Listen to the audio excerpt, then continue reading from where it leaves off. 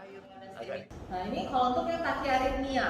Kaki kardi itu kalau rate-nya di atas 100. Biasanya sudah ada gangguan hemodinamik kalau dia di atas 150. Kaki aritmia itu banyak. Ya yang paling sering ini atrial fibrilasi. Atrial fibrilasi itu gimana? Atrial fibrilasi itu QRS kompleks, gelombang V-nya itu sebenarnya atrial fibrilasi. Jadi atriumnya itu detaknya nggak beraturan, makanya gelombang V-nya nggak kita bisa lihat di sini. Mana sih gelombang V-nya nggak bisa kelihatan. Yang bisa kelihatan hanya QRS kompleksnya, dan QRS kompleksnya ini tidak beraturan, irregular. Ya, kadang-kadang bisa kelihatan V wave-nya, ya kan ini bisa. Tapi kadang-kadang udah nggak kelihatan lagi, ini kayak gelombang V, tapi bisa nanti nggak kelihatan, nggak beraturan ya. Ya, jadi ini, tapi ingat QRS kompleksnya itu harus tidak beraturan ya, irregular. Jadi jarak RTR-nya pasti ada yang nggak sama. Walaupun kalau rapat ini gapnya sama, tapi kan ada yang nggak samanya. Ini AF rapid. Nah, AF rapid itu juga salah satu yang harus kita tangani. Tapi AF rapid ini banyak sebabnya, bisa karena heart failure, stroke, bisa karena PPOK, bisa karena sepsis. Ini banyak, biasanya sering disebut dengan komorbid lain. Nah, ini adalah atrial flutter. Bedanya sama atrial fibrilasi adalah atrial flutter itu ini sebenarnya gelombang V-nya kayak gigi gergaji lah kalau katanya ya. Jadi mana gelombang V-nya yang ini gigi gergaji inilah.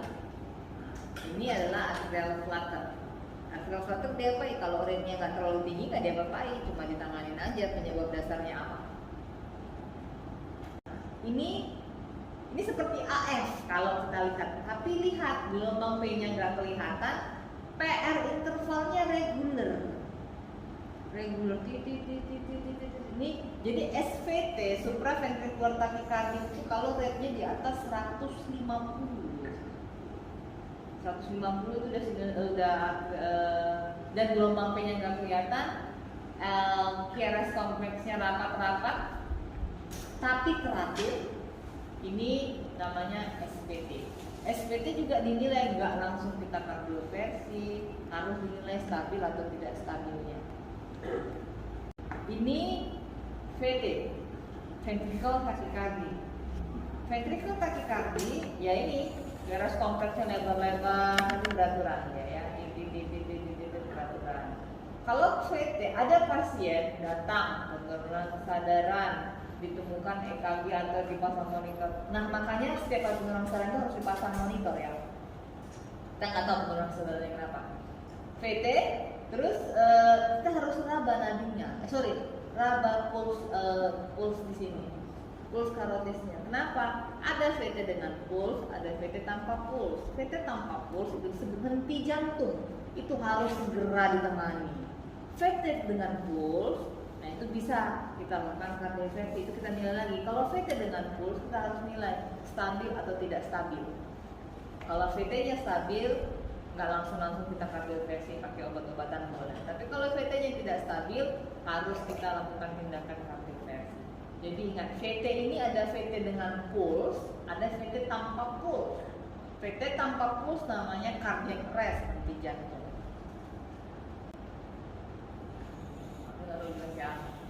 Ini pasien yang kemarin di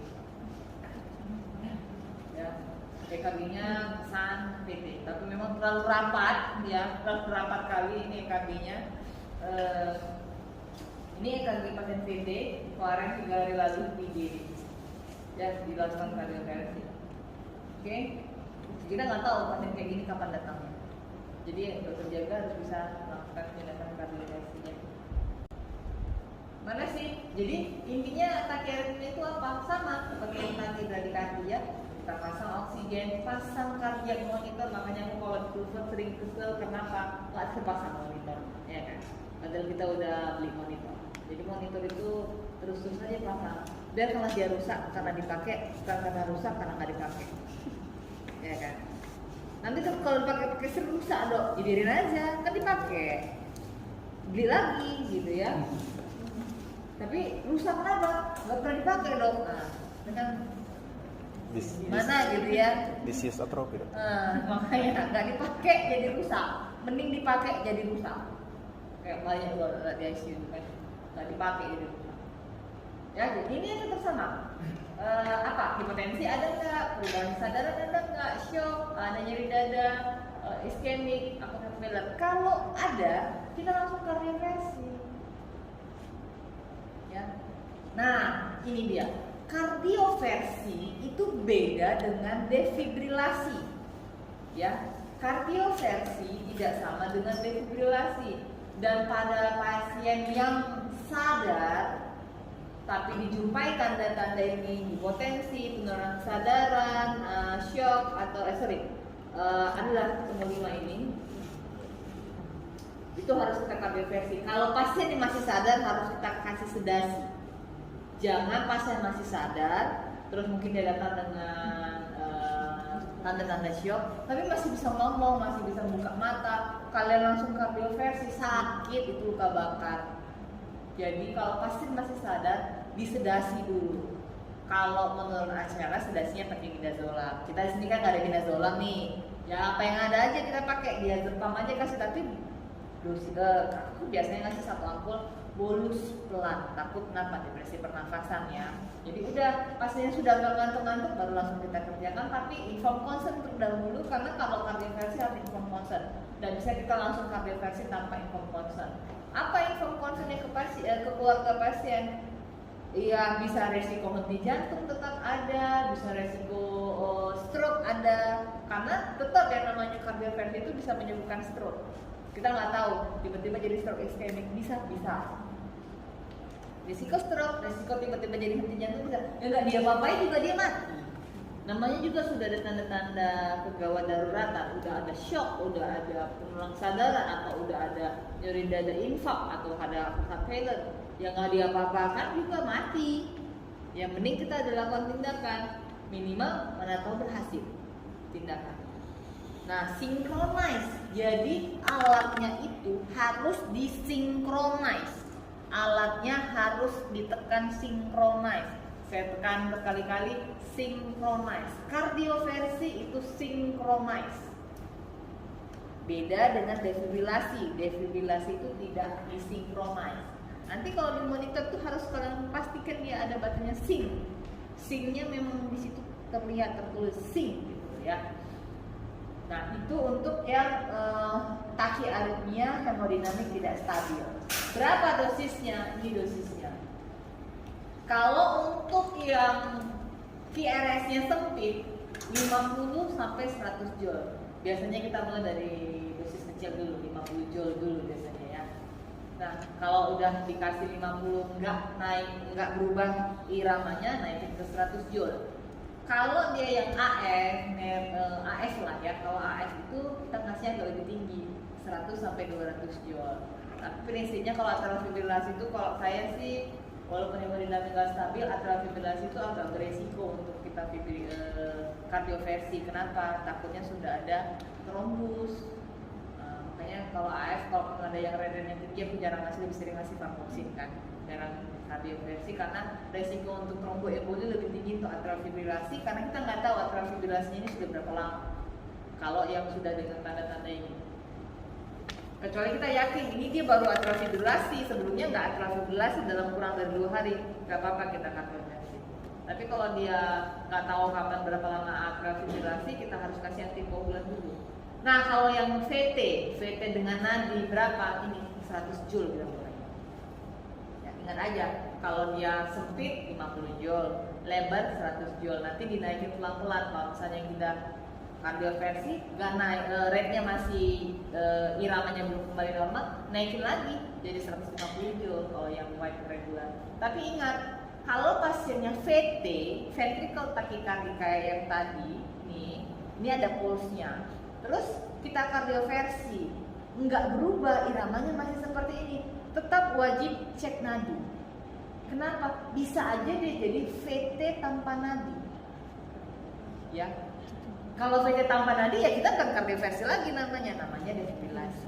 Ingat, kalau sudah VT, kalau diulangi kita mau setelah kardioversi harus cek nadi dulu bisa jadi VT tanpa nadi, walaupun EKG-nya nggak berubah, tetap seperti itu.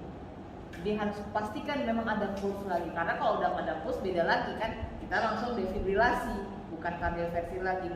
Beda dengan SVT. SVT kalau kita kardioversi enggak berubah, ada nggak? Ada, mana ada di ICU, DP ya, mana sih DP ada? Sama dia, aku kemarin kardioversi nggak convert, udah pakai 100 joule, 150 joule, 200 joule nggak convert. Tapi itu tidak perlu lagi cek nadi karena dia tetap SVT. Dia SVT, yang bisa cek nadi itu VT.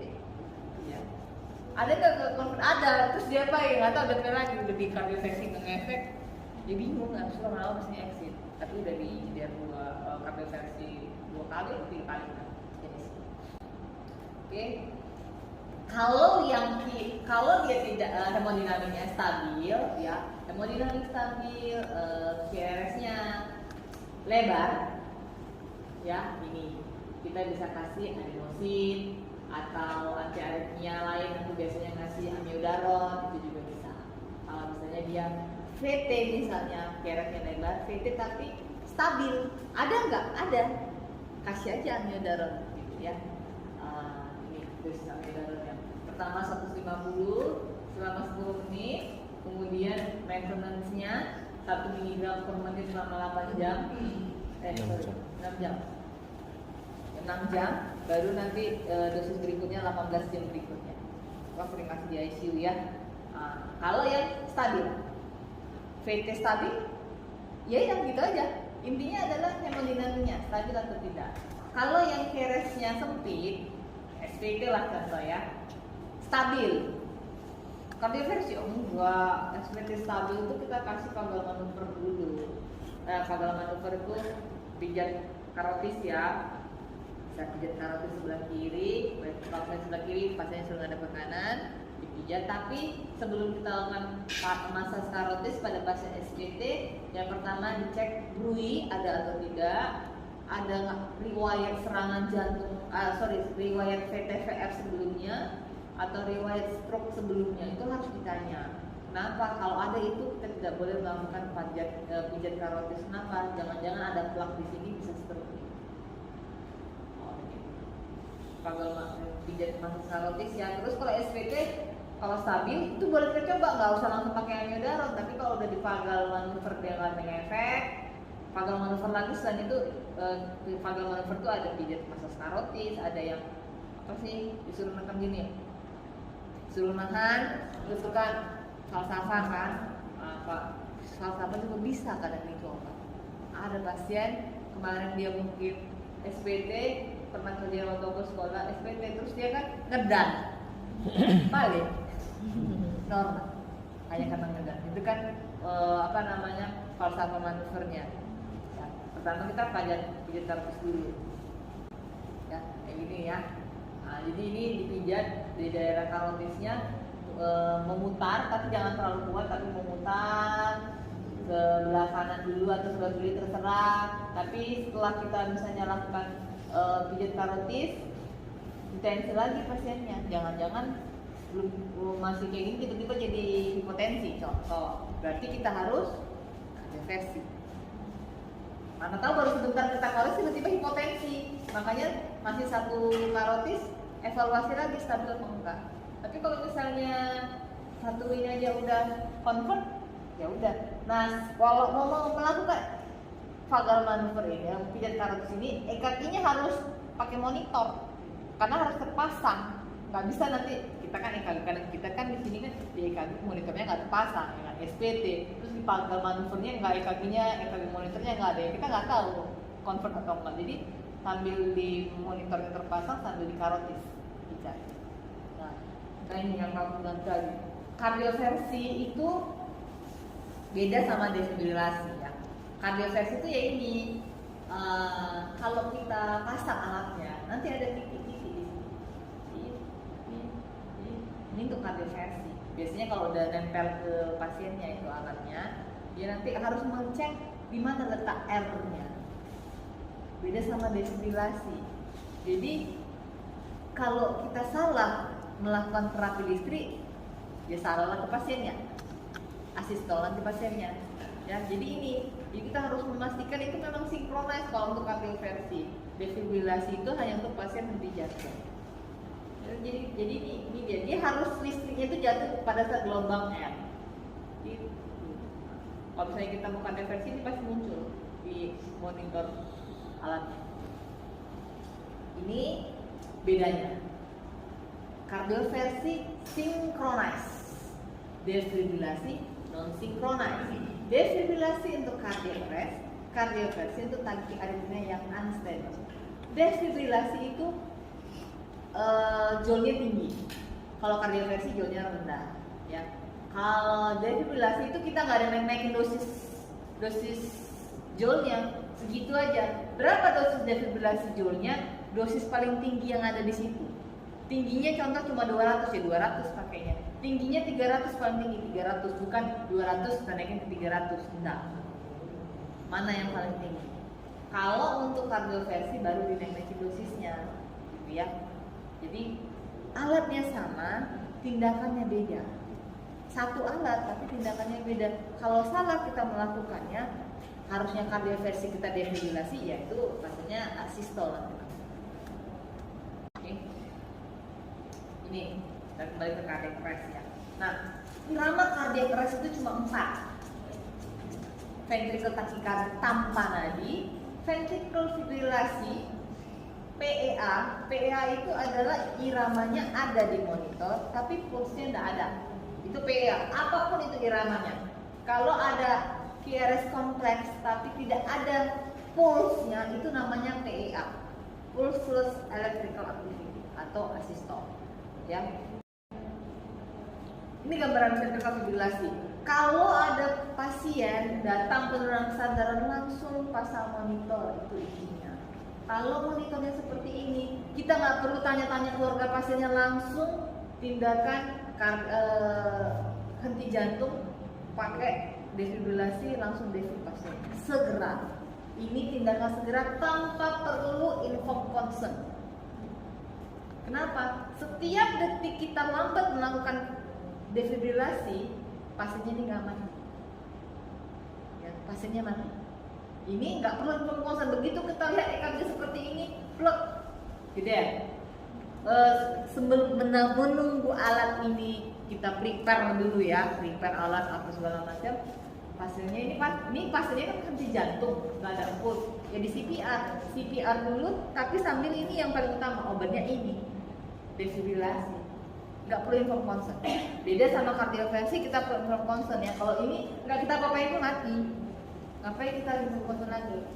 Nggak perlu inform consent. Ini adalah tindakan henti jantung. Harus langsung defibrilasi, tapi sebelum defibrilasi kita CPR untuk alatnya ready.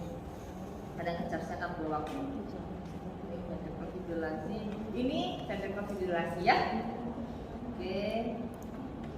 Yang ini adalah PEA. PEA itu ada pulsnya, tapi tidak ada.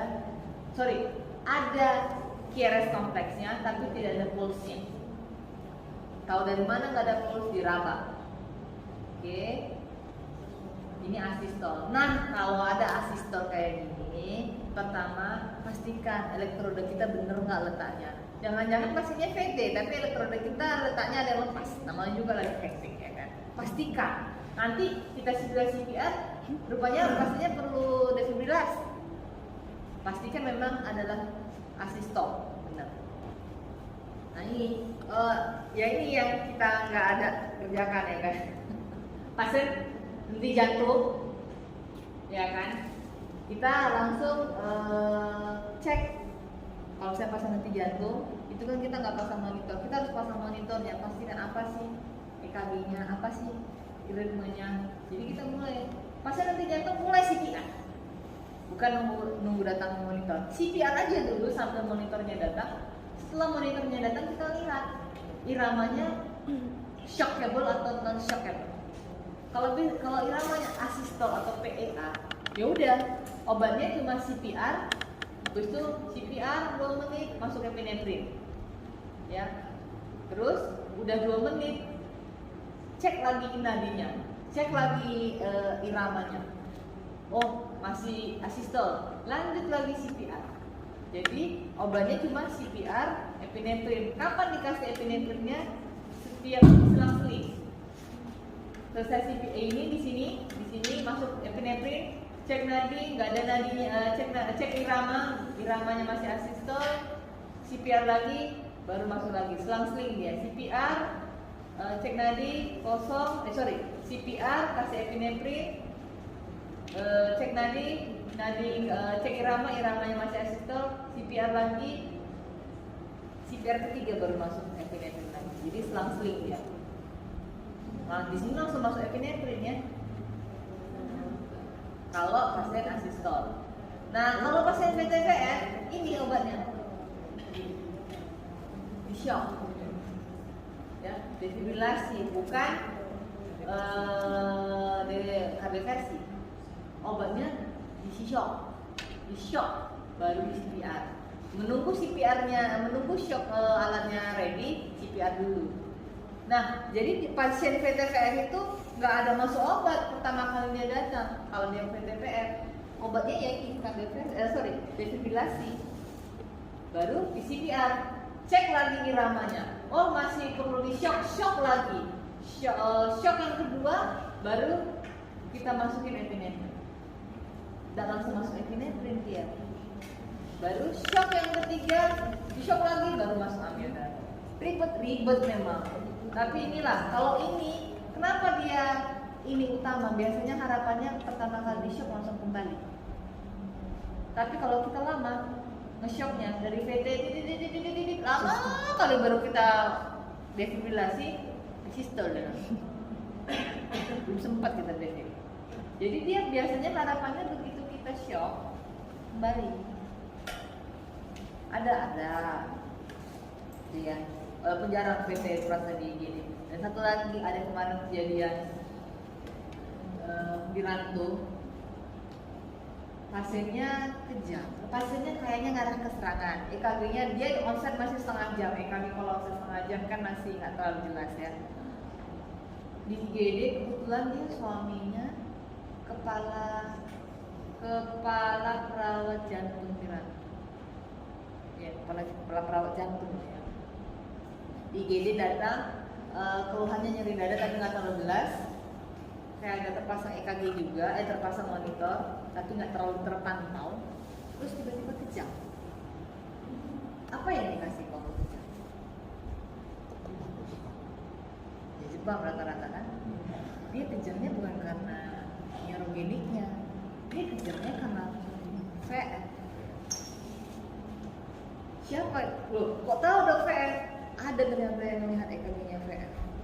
Tapi yang dikasih apa? Dia Jepang. Pasiennya apa? Jadi tidak selamanya kejang itu adalah neurogenik. Tidak selamanya, tapi banyak ya. Pasien VTVR kadang kalau mungkin pertama pasti kalau misalnya kalian di ruangan tiba-tiba kejang dok, habis itu apnu. Jangan-jangan VTVR yang membuat dia itu kejang. Bukan karena kejang epilepsi atau stroke gitu. Pastinya kasih dia Jepang. Ada yang melihat EKG-nya VF. Seharusnya apa? Shock. Defibrilasi. Aku pernah dapat pasien kayak gitu, VT di ICU. DPJP siapa? DPJP-nya mungkin dia pastinya sesak. Terus kejang gitu kan. Di konsulnya ke neuro. Terus konsul juga ke aku. Berulang kejang. Terus kebetulan waktu aku visit dia lagi kejang. EKG-nya kejang VT. Dan berarti kejangnya itu bukan karena neurogenik gitu. Kejangnya ya karena VT-nya. Yang ditangani apa? VT-nya gitu. Ya walaupun pastinya akhirnya masih mungkin banyak komorbid yang lain, tapi dia pada saat VT dia kejang. Gitu, ya. Jadi monitor itu sangat penting. Kita di ICU sana itu monitor itu aksesoris, bukan untuk melihat irama jantung. Hanya udah ada monitornya. Perlu bilang sama perawat yang kasih apa terserah, yang penting EKG-nya terpasang monitor yang bisa kelihatan tapi nggak tahu iramanya. Pastinya VT. Kalau perawatnya tahu itu VT, pasti dia langsung ngomongin di PCP. Perawatnya nggak tahu itu VT. Oke, jadi itu yang penting. Kalau saya pasien-pasien mungkin ada yang ekspresi di ruangan kencang udah pertama-tama, tapi harus tak jangan VT. Cuma ya di ruangan kita nggak tahu, kita nggak ada monitor, ya kan? Jadi nggak bisa kita nilai apa namanya iramanya, ya. Gitu, berarti yang dikabinkan pada saat penjat atau Kardioversi itu hanya untuk yang ada pulse. bukan yang pada kasus yang dokter bilang Itu bukan kardioversi namanya, defibrilasi. Ya pokoknya irama jantung VTVF shock. Mau dia lagi gini-gini shock. Irama VTVF, ventricular tachycardia tanpa nadi, berarti cardiac arrest ya. Pada pasien cardiac arrest, VTVF, ventricular tachycardia atau ventricular fibrilasi, shock. Nah, apalagi kejadiannya di IGD mungkin kan alatnya gampang atau di ICU, tapi kalau di ruangan ya apa perlu buat, yang ada cuma CPR ya CPR aja. Ya, tapi kita harus tahu dulu iramanya apa. Berarti dokter triase harus tahu lihat EKG monitor. Ya kan? Oke? Ada yang mau tanya? Aku pernah baca monofasik bifasik. Yang apanya? Defib. Oh iya. Jadi defib monofasik bifasik itu hanya dari joule-nya. Jadi kita tahu ini monofasik apa bifasik dari mana? Nggak tahu lah contohnya. Yang tertinggi kalau monofasik 360 joule biasanya. Kalau bifasik 200 joule. Cuma misalnya contoh kita juga kan nggak terlalu tahu alatnya. Berapa dosis tertinggi di situ? Kalau ini setahu aku bifasik sih. Berapa dosis tertinggi? Tertinggi ini contoh cuma 200 joule. Buat 200 joule. Tekan terus sampai berapa tertingginya? Gitu ya. Jadi nanti kita pertama defib dong, kalau sudah di VTVF useless langsung bifasik aja dong. Langsung yang paling tinggi kan? Paling tinggi jawabannya, bukan bifasik atau monofasik jawabannya. Kalau misalnya di sini aku nggak tahu sih berapa joule. Pokoknya intinya paling tinggi. Begitu kita buat defibrilasi paling tinggi berapa joule? Karena dia joule tertingginya. Contoh dia cuma bisa 200 joule. Jangan kasih 150 joule, tetap 200 joule. Gitu ya. Jadi kalau usah peduli ini monofasik atau bifasik ya, nggak usah peduli. Berapa yang tertinggi di situ? Kalau yang di ICU yang besar segini itu tuh monofasik 360 joule. Tapi yang kecil itu kayaknya bifasik deh 200 joule kayaknya setahu. Intinya nggak usah peduli ini monofasik atau bifasik, berapa tertinggi tekan. Oke? Ada pertanyaan? Tidak ada? Oke, ini sekarang terakhir untuk ACS ya. Nah, pasien datang dengan keluhan nyeri dada tipikal infak ya, bukan nyeri dada yang non tipikal infak. Itu dibagi ada 3. Unstable angina pectoris, non-STEMI atau STEMI. Jadi kalau misalnya dokter triase menemukan nyeri dada yang tipikal infak, nyeri dada sampai keringan dingin, disertai mual muntah, penjalaran ada ke leher atau ke lengan. Tapi ingat, jangan yang kalau ada nyeri dadanya kalau diangkat ini nyeri. Soalnya berapa kali nih ya. Apa yang sakit Pak? Sini dok. Digininya sakit. Sakit dok. Ini jangan-jangan muskuloskeletalnya yang sakit, bukan dadanya. Dikasihnya kaku. Ya aku namanya juga ngelihatnya dari dulu ya, udah tahu ya kalau begitu visit. Ini mah frozen shoulder, bukan nyeri dada. Jadi harus dievaluasi. Pada saat lagi ngapain sih nyeri dadanya? Pada saat seperti apa sih lebih sering nyeri? Itu harus ditanyakan. Karena nyeri dada yang tipikal infak, dok kemarin tadi pagi saya olahraga terus tiba-tiba sakit sampai keringat dingin, mual muntah, penjalaran ada. Ada nggak Kak perubahan posisi jadi semakin sakit? Nggak ada. Mungkin dari jantung. Ada nggak tiap tarik nafas sakit dadanya? Ada juga kayak gitu tuh, nyeri kalau tarik nafas. Sebetulnya kaku. Itu mungkin nyeri dadanya pleuritic pain atau karena tarikan muskuloskeletalnya, gitu ya. Tapi kalau yang nyeri dada karena ACS itu dia nggak ada hubungannya dengan ditarik nafas, tidak ada hubungannya dengan diangkat, tidak ada hubungannya dengan posisi dok, saya tidur posisi kanan jadi lebih sakit loh dok. Jangan muskulus skeleta, ya itu nyeri dadanya. Nah, jadi kalau misalnya dokter jaga sudah kira-kira lah menegakkan itu adalah suatu serangan jantung, jangan buatnya diagnosanya CAD dong, agak keren dikit ya kan. Kalau nyeri dadanya EKG-nya jelas ST elevasi, jangan dibuat CAD, EKG-nya jelas deh, ya kan. Kan gak enak kelihatannya diagnosanya. Padahal terapi pun kasih terapi ST ya kan, terapi ACS lah. Atau kalau misalnya EKG-nya ada ST elevasi, ST depresi gitu sedikit, ya buat aja. Kalau memang kita dokter triase mengarahkan itu ke ACS, buat uap DD non STEMI kalau tidak ada ST elevasi.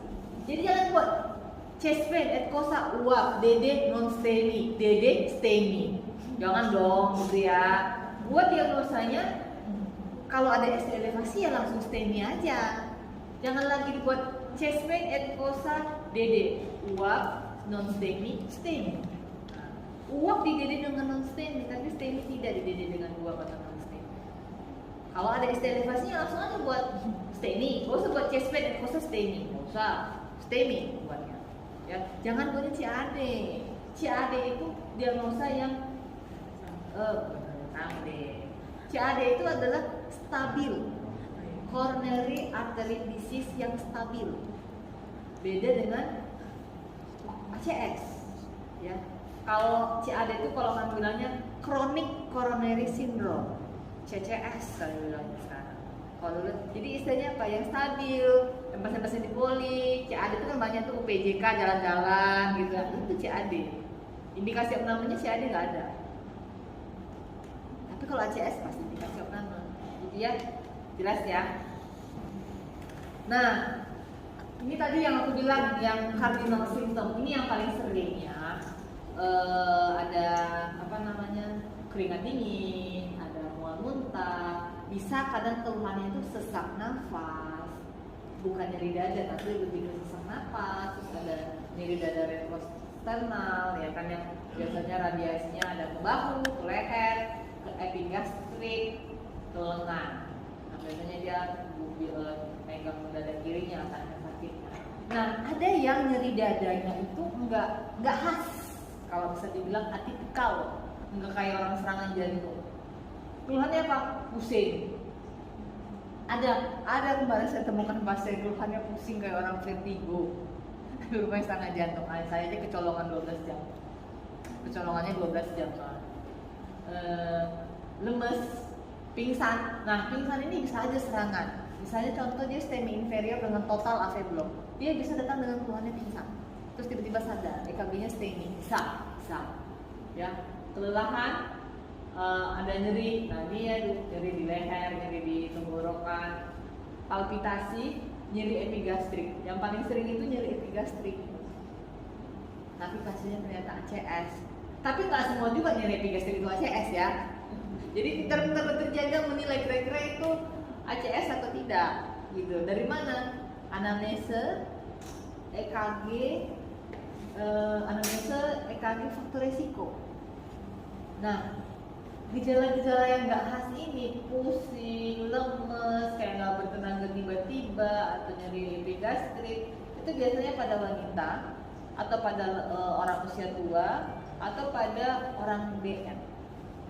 Itu sering nyerinya nggak khas, serangannya tanda-tandanya nggak khas. Kemarin benar-benar saya keluhannya kayak orang vertigo, pusing katanya, tiba-tiba EKG-nya bradikardi red 56 normal kayak EKG-nya.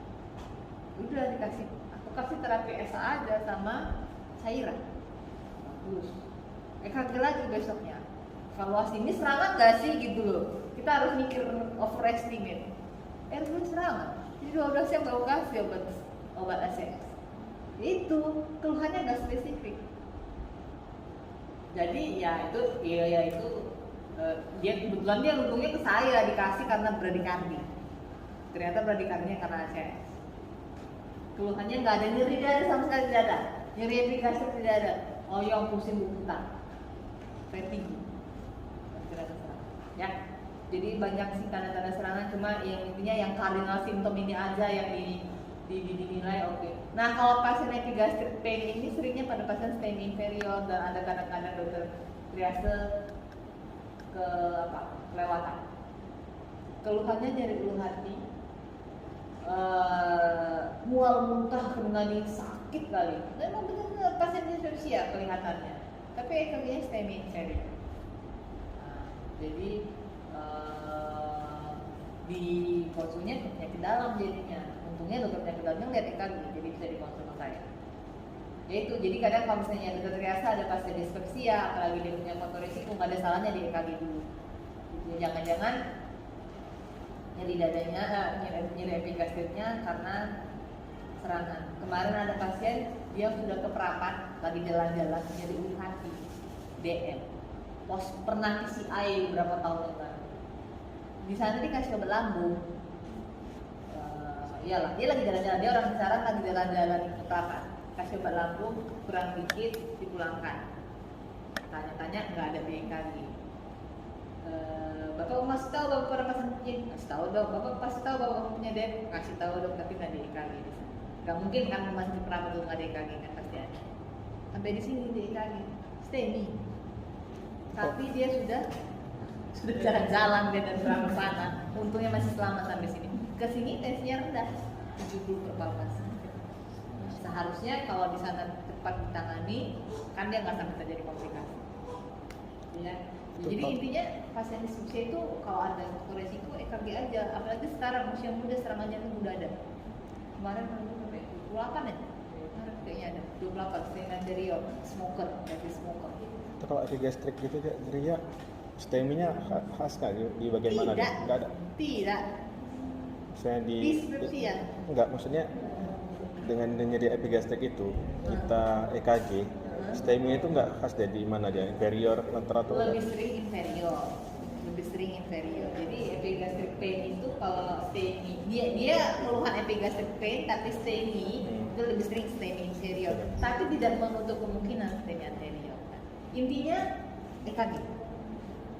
Kalau ada pasien epigastric pain, apalagi ada komorbid DM kah, hipertensi kah, seringnya seperti itu. Nah, EKG kan ready di di GD. Jadi ya, EKG aja. Kalau aku sih pasien epigastric di atas 40 tahun sebenarnya wajib EKG. Kalau pasien kadang-kadang ya 20 tahun itu ternyata serangan ternyata keluhannya. Walaupun dia nanti nggak merasa serangan. Ini EKG-nya stemi inferior. Ya, stemi inferior. Ini masih new onset nih. Onset berapa ya? Kalau nggak salah nih onset 3 jam kayaknya deh. Onset 3 jam. Ini kita bisa lihat EKG-nya masih tinggi-tinggi. Q patologisnya belum kelihatan. Jadi ini masih new onset. Sayangnya bapaknya nggak mau di fibrinolitik. Bapaknya nggak mau diapain. Jadi rawat aja di ruangan. Bukan baru nih bulan 6 ya. Oh ini stemi anterior ya. Tahu lah kalau dokter triase udah sering lah, pasti lah minimal sekali udah pernah lihat EKG stemi lah ya. Ya resep lah. Nah ini penanganan ACS di IGD itu dokter jaga boleh memberikan treatment ya. Tidak harus konsul ke saya, apalagi saya nggak mau jawab apa WA. Apa sih? Oke, yang pertama tetap kita boleh masukin tetap ya. Kalau saya sih prinsipnya EKG itu pasang monitor, apalagi pasien stemi. Nggak tahu kita tiba-tiba DVT, VF, tiba-tiba matinya di IGD, belum sempat dia ngapain. VF pula matinya kan. EKG-nya kalau bisa tentang EKG-nya stemi. Kelihatannya stemi itu pasiennya kayaknya sehat. Seringnya seperti itu. Keluhan dari dada kelihatannya sehat. Mana siapa ya? Si Aulia, mana Aulia ya? Yang pasiennya meninggal ya? Iya. Meninggal PAPS itu kan? Pasiennya PAPS, stemi anterior di Tanjung Balai dikirim ke sini. Di sini EKG-nya udah makin jelek. Ya tetaplah, saya nggak mau protokolnya, saya maunya rujuk. Kalau dia nggak mau rujuk tanda tangan. Kenapa? Kalau ada apa-apa di sini mati, kan nggak salah kita. Karena anjurannya rujuk. Rupanya mungkin karena kita paksa rujuk nggak mau mungkin ya. PAPS dia. exit kan, belum sampai berapa lama jalan kaki pulangnya kan, bisa jalan kaki ya?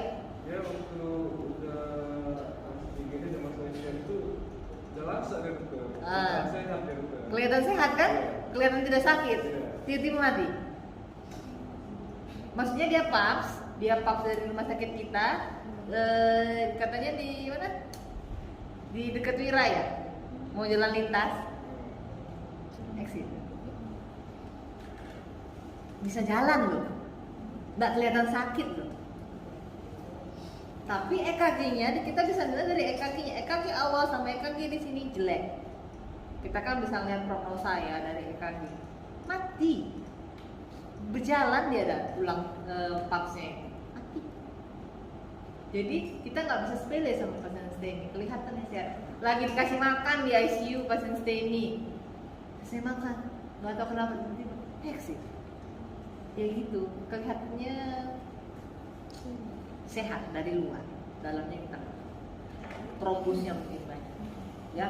Jadi kalau saya sih protokolnya saya, kalau pasien jelek masih mungkin bisa transport, kita rujuk, mana tahu bisa selamat, kita kan nggak tahu ya. Jadi apa sih yang kita bisa kasih di IGD? Oksigen boleh, kita kasih nitrogliserin, kita ada ISDN, kita loading aspilat 2 tablet boleh kita kasih. Kita boleh loading kopi dobel 4 tablet, boleh kita kasih. Kalau saya misalnya, kalian ini yakin ini STEMI gitu kan, loading saja, nggak apa-apa. Saya nggak akan marah kalau loading antiplatelet ya. Kalian kasih nitrat satu, udah kasih ISDN sublingual, silahkan. Dengan syarat kalian harus tahu kontraindikasi isosorbit. Ya, isosorbit tidak boleh diberikan pada pasien hipotensi. Tidak boleh diberikan pada bradiaritmia. Tachyarrhythmia ekstrim juga tidak boleh. Atau dia sebelumnya riwayat penggunaan obat kuat atau sildenafil. Jadi kalau pasiennya laki-laki, apalagi kalian anamnesnya baru entah lagi berhubungan sama istrinya kah atau dari hotel kah, kita kan nggak tahu, itu jangan dikasih. Ya, ingat pemberian ISDN. Dan setelah kita kasih ISDN masih CST, evaluasi lagi tensinya ulang. Tidak boleh kasih 1 tablet sublingual 5 menit lagi atau 10 menit lagi kita tanya, masih sakit dok? Masih sakit dok, sakit kali, belum ada kurang.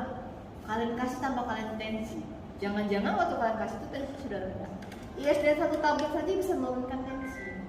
Tensi 180, tiba-tiba kalian kasih 2 kali, habis itu mau kalian kasih ketiga, jangan-jangan udah 80. Ada kemarin pasien dari Sedio mau ke fibrinolitik, di sana udah dikasih ISDN 2 tablet, sini dievaluasi lagi, tensi 80 kan. Kalau di sana tensinya normal. Ya, ISDN, morfin juga kayak gitu. Kalau morfin mungkin harus dari aku ya, jangan kalian kasih ya, karena morfin kita di sini terbatas. Jadi kalau kalian mungkin kalau mau ngasih ISDN sublingual, antiplatelet kalian loading, aspirin kalian loading, silakan. Asalkan kalian yakin itu memang ACS. Akut coronary syndrome, baik yang unstable, baik yang non-STEMI, baik yang STEMI, silakan. Kalau aku belum bisa menjawab, ya, yang hidup manusia ya, entah aku lagi mandi lah, entah aku lagi mana, dia belum lagi mana, ya kan? Oke, jadi kalau misalnya pasien STEMI, itu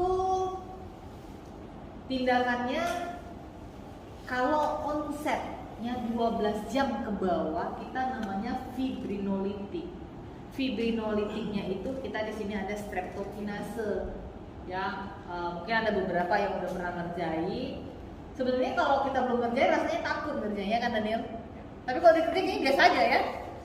Kita udah kan, kalau belum pernah ngerjain rasanya ketakutan ngerjainnya, tapi kalau sudah pernah ngerjain kayak gini aja fibrinolitik itu. Tapi kalau belum kena apa ya, pernah kena side effect-nya ya, udah pernah kena side effect-nya, nggak pernah ketemu hipotensi kemarin, enggak ya? Gini yang hipotensi ya. Jadi fibrinolitik itu silahkan kerjakan, ya. Boleh nggak dokter umum yang boleh? Siapa bilang? Di luar negeri yang ngerjain itu paramedis, di ambulans dikerjain. Kalau di luar negeri, Amerika, Eropa, STEMI pasiennya jarak mau primary PCI agak jauh, mereka kerjakan fibrinolitik di ambulans. Dokter enggak, paramedis yang di ambulans. Jadi boleh dikerjakan oleh dokter triase, nggak harus saya yang datang, tapi mungkin harus instruksi saya gitu ya. Silakan dokter jaga kerjain. Kalau saya kerjain kalau saya lagi memang di sini, kalau udah tengah malam dokter triase aja ngerjain. Mana tahu saya memang lagi nggak di kisaran, kita bisa menyelamatkan nyawa kan? Oke, jadi apa? Tapi dengan syarat onset kurang dari 12 jam. Jadi yang paling penting adalah nyeri dada, tipikal infak, tanyakan jam berapa Pak pastinya kejadian. Jangan ditanya ya tadi pagi dong. Jam berapa tadi paginya? Jam 5 pagi kah? Jam 4 pagi kah? Ternyata dia datang sini sudah jam 7 malam. Tadi pagi dong. Jam berapa tadi paginya? Gitu. Entahnya memang jam 7, entahnya jam berapa. Kalau udah di atas 12 jam kita nggak bisa fibrinolitik lagi. Walaupun 12 jam lewat 1 menit nggak bisa. Kurang dari 12 jam baru bisa kita kerjakan. Di atas 12 jam tidak ada manfaat. Sama sekali tidak ada. Lebih bermanfaat lagi kalau dia di bawah 3 jam. Jadi kalau misalnya contoh kita mau PCI atau fibrinolitik, sama onsetnya 3 jam. Fibrinolitik dengan PCI itu sama bagusnya kalau onset kurang dari 3 jam. Keberhasilannya tinggi. Tapi semakin lama kita kerjakan, keberhasilannya semakin turun. Makanya kalau nggak ada fibrinolitik, saya cerewet, udah gak usah foto-foto, langsung rawat dan kasih pasukan obatnya, cepat dikerjakan.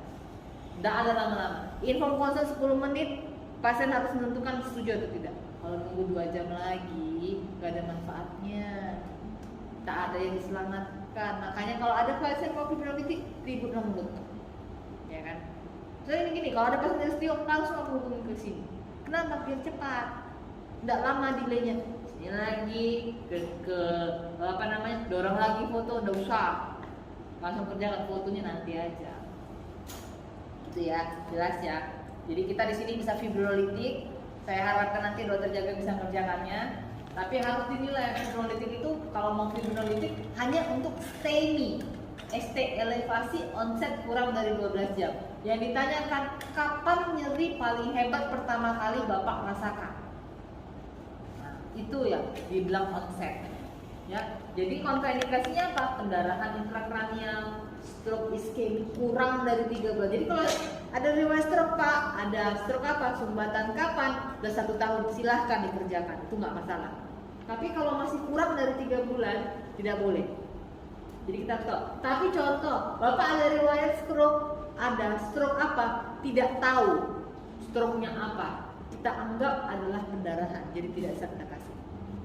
Kalau dia tidak tahu stroke-nya apa, tapi kalau dia bilang stroke-nya dok sumbatan, gumpalan, misalnya sumbatan lah ya, bukan pendarahan, silahkan, asalkan lebih dari 3 bulan stroke-nya.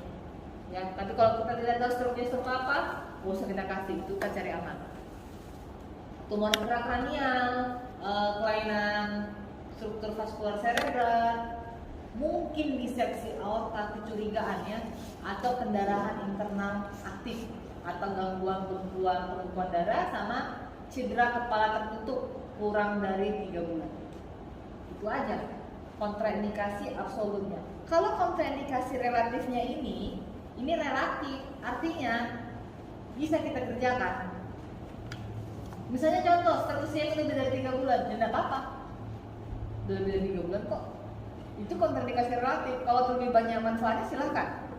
Tapi kalau ini kita temukan, ini wajib tidak boleh. Contoh, masuk tensinya 200 per 100. Boleh nggak dikerjakan? Kalau aku kerjakan, tapi aku tunggu delay lah dikit. Kita turunkan dulu tensinya pakai ISDN biar cepat. Tensinya sudah di bawah 180, masukkan obat. Karena aku takut juga kalau 180 kita kerjakan stroke pula dia ya. Oke, jadi ini kalau ada dispepsi lupus verticum silahkan aja kerjakan. Nah, jadi kalau misalnya fibrinolitik itu yang paling penting ini kontraindikasi absolut yang kita tanyakan ya. Nah, kalau inform konsen pasien fibrinolitik, kita pertama inform konsennya kita harus menginform konsen agar dia mau. Ada caranya kan, menginform konsen pasiennya mau dikerjakan, membujuknya, bukan menakut-nakuti. Ada dokter lebih fokus komplikasinya yang dia jelaskan, bukan manfaatnya. Jadi itu ada teknik berbicara. Contoh, Pak, ini kita melakukan tindakan fibrinolytik ya, karena bekas serangan jantung kurang dari 12 jam, ini ada manfaatnya. Tapi Pak, ada resikonya. Pak, resikonya yang dia tampilkan, apa resikonya dok? Pendarahan, ingat resikonya paha ya, pendarahan, alergi, hipotensi, aritmia. Itu yang dijelasinnya. Tapi Pak, ada resikonya Pak. Ada bisa resiko pendarahannya di kepala, bisa di lambung, bisa tiba-tiba bapak tensinya rendah, tiba-tiba irama jantungnya nggak beraturan. Itu bisa resiko terjadi kapan aja Pak waktu kita lakukan tindakan. Bilang takut lah pasiennya, stroke pula nanti. Teknik berbicaranya. Tapi kasih tahu manfaatnya. Apa manfaatnya? Pak, ini ada resikonya, tapi ada manfaat besarnya. Kalau berhasil, banyak sel otot jantung Bapak bisa diselamatkan. Banyak nyeri dadanya bisa berkurang, sumbatannya mungkin berkurang. Komplikasi yang terjadi setelah bisa lebih menyelamatkan nyawa. Itu yang ditonjolkan, tapi tetap tidak boleh juga nggak kita kasih tahu komplikasi, itu wajib. Tapi kita harapkan Bu, semoga Bapak nggak ada komplikasinya. Karena selama ya kita harus inform concern, kita kasih tahu komplikasi, tapi kita bilang, Bu, walaupun ada komplikasi, harapan kita itu nggak terjadi, semoga tidak terjadi, tapi kita nggak tahu bapaknya yang mana. Hanya saja selama kita lakukan tindakan ini tetap kita pantau selama 1 jam. Kan dia bisa jadi lebih tenang gitu ya kalau dengar penjelasan kita yang kita kasih jelek-jeleknya aja. Dia bilang gini lah, kalau dok, udah lah mati sih itu kata dia. Apa kalau udah tua kok aku dok? Ya kan, betul ya. Oke, ada pertanyaan?